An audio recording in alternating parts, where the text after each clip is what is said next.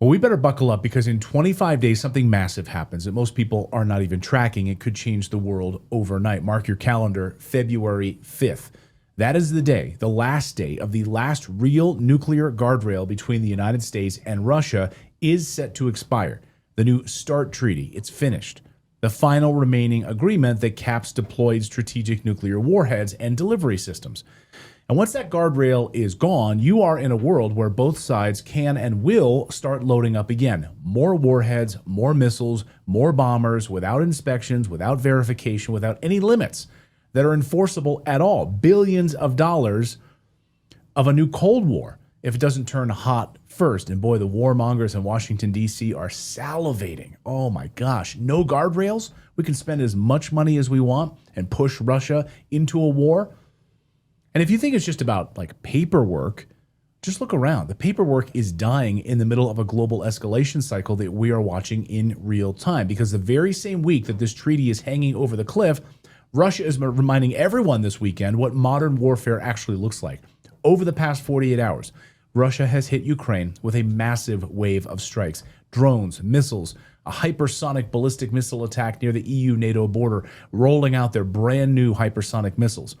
And Kiev got hammered in a way that isn't just about headlines, it's about survival. It was total destruction. Half of the apartment buildings in Kiev, about 6,000, were reported without heat after critical infrastructure was hit. And by the way, Putin warned them. This isn't like out of the blue. I mean, let all that sink in. You're in the middle of the winter right now. Brutal temperatures in Ukraine. The mayor of Kiev is literally telling everyone, get out, leave the city if you can, find some place with power and heat if you can do it. Maybe they should go to those Kiev nightclubs that seem to be always bumping and grinding and doing totally fine. Maybe they have heat. Basically, get out of the city now was the message. It's a response to trying to attack and kill Putin at his own residence. So this is what escalation looks like when the gloves come off. It's not signals. It's not like messaging. It's freezing homes, blacked out cities, and systems collapsing under enormous pressure right now. And here's the part that nobody wants to say out loud. It's also a warning shot to Europe. Russia putting nuclear hypersonic missiles in Belarus, it's a message that we can hit all of Europe. You will all be toast. You wanna keep messing with us? You want to keep playing this game, you morons? FAFO, right? Fuck around and find out. That's exactly what Europe's about to do. Europe seems hell-bent on trying to find out. Like, what's this going to look like for us? Madness. What did Europe do in response to all of this? They moved closer to war with Russia. They're not backing off like, oh, maybe we poke the bear, maybe we should back off. No. Over the past 48 hours, the UK announced they're setting aside serious money to prepare for a potential multinational force in Ukraine after a ceasefire, upgrading vehicles, comms, anti-drone systems, basically getting troops deployment ready on Russia's doorstep. Macron in France set to send 6,000 troops to Ukraine to, what, I don't know, just be there friendly? No, to fight Russia. And of course, Russia's response, simple. Any foreign troops in Ukraine would be considered legitimate targets. By the way, we've reported here on Redacted how many of these foreign forces have already been killed. NATO forces and mercenaries. The numbers are staggering, but the mainstream media totally ignores it, won't tell you that Americans have been killed in Ukraine, that French have been killed in Ukraine. Shh.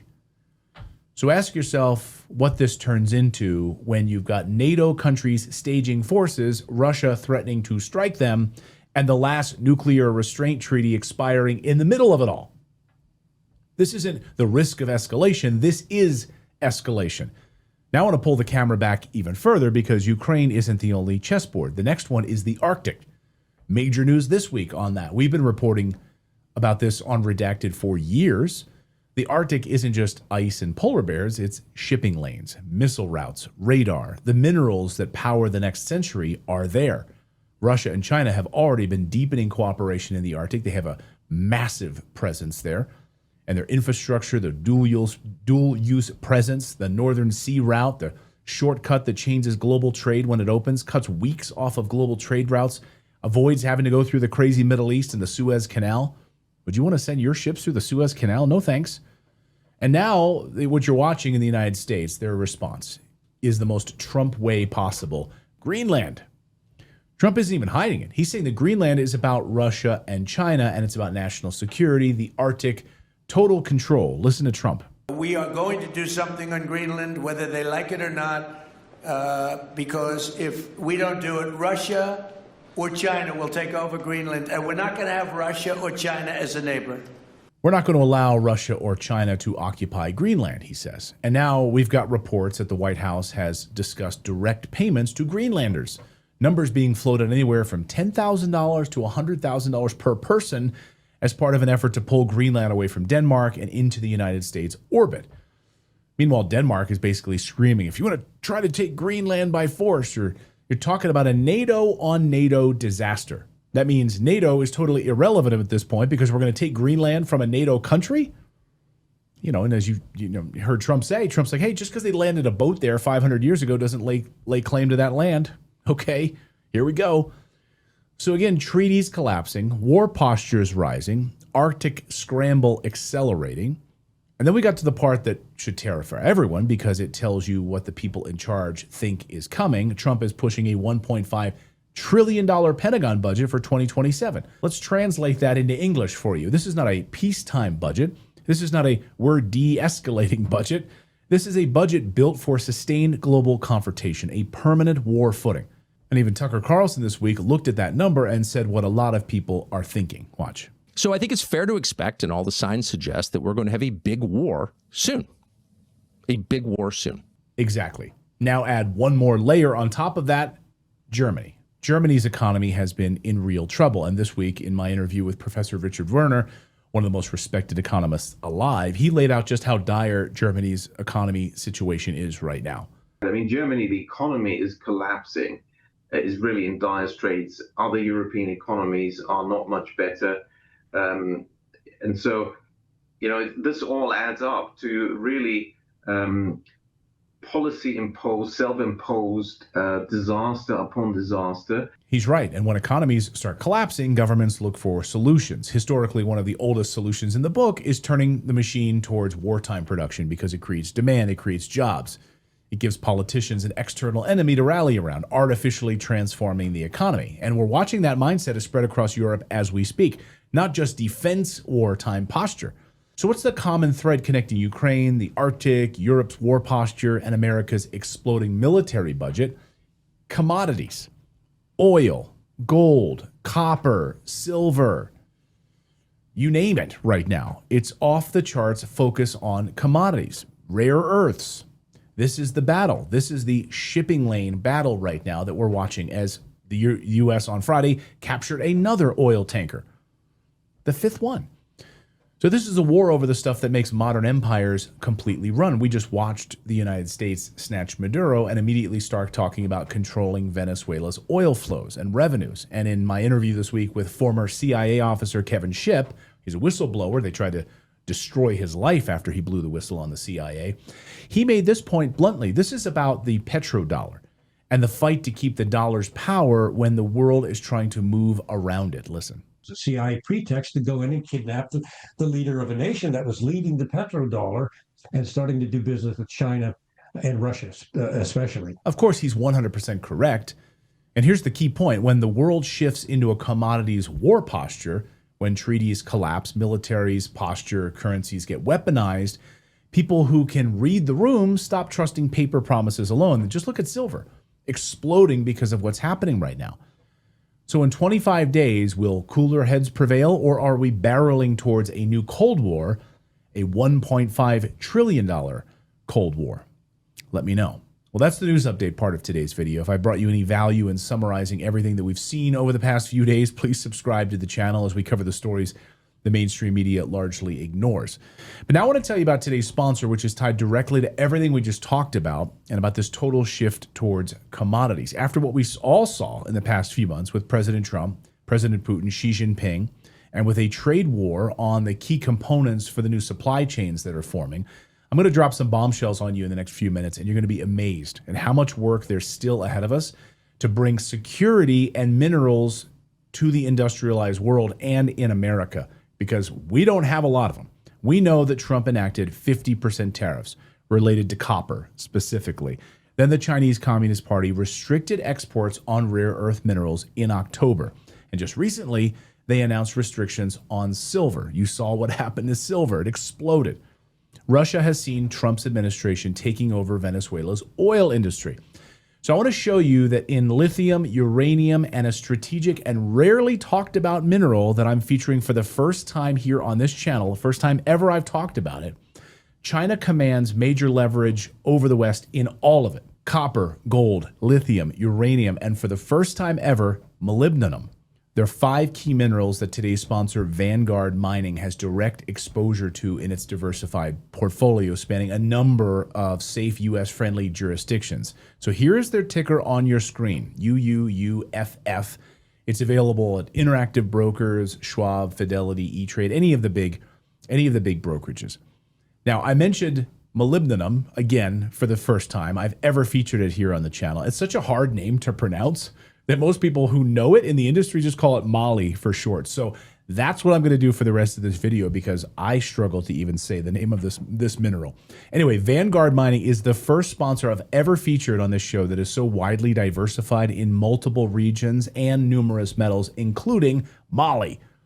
Now, before I show you Vanguard Mining's projects, a uranium one, a lithium one, a gold one, and a copper and moly one, all located in U.S.-friendly regions, Canada, Paraguay, and Argentina, you simply have to see what I saw when it comes to Chinese dominance over these. So let's start with lithium.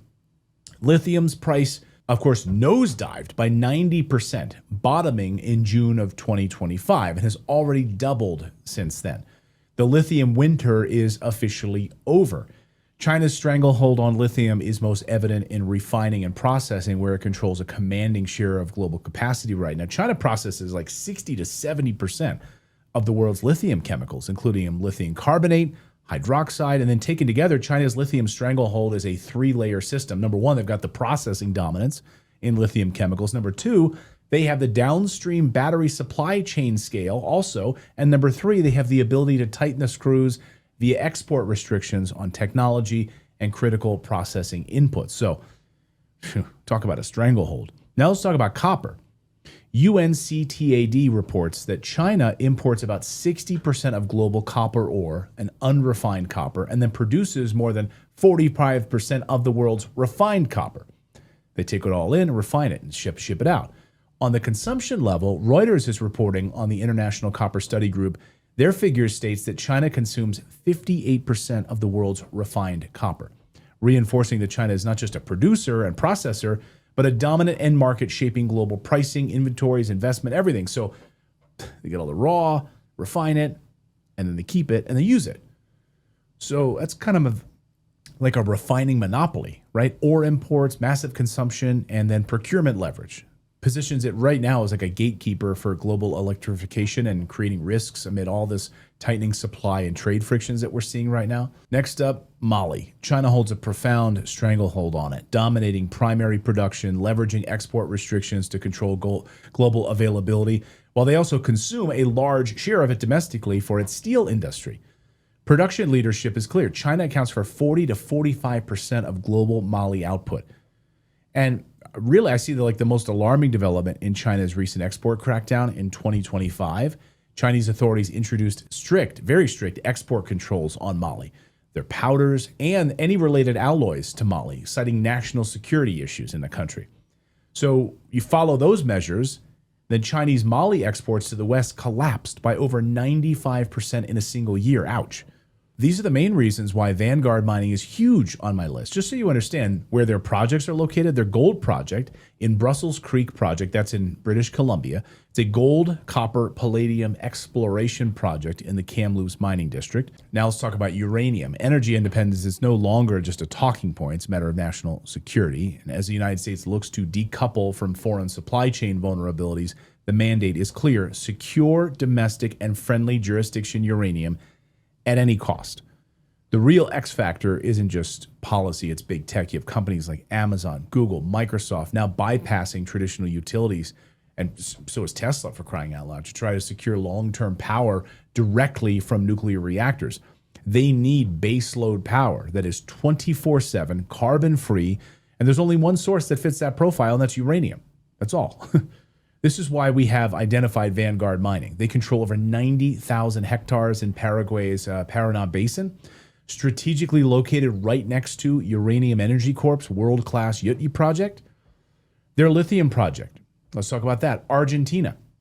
Their Argentine projects are key Western-friendly alternatives to dominant suppliers. Vanguard Mining, which has brilliantly reclaimed 100% interest in the Poquitos 1 lithium salar project in Argentina for no additional cost. And then copper and moly. Moly is not just a consumer metal. Just so you understand, it doesn't make headlines, but it is indispensable. It strengthens steel. It enables high temperature alloys. It's crucial for pipelines, defense systems, aerospace, energy infrastructure. So Vanguard Mining's inclusion of moly alongside gold, uranium, lithium, and copper, in my opinion, really makes it uniquely positioned. So guys, do your own research on this multiple minerals company. I'll have links to everything I just talked about in the description box below. Thank you so much for subscribing, and we'll see you next time, everyone.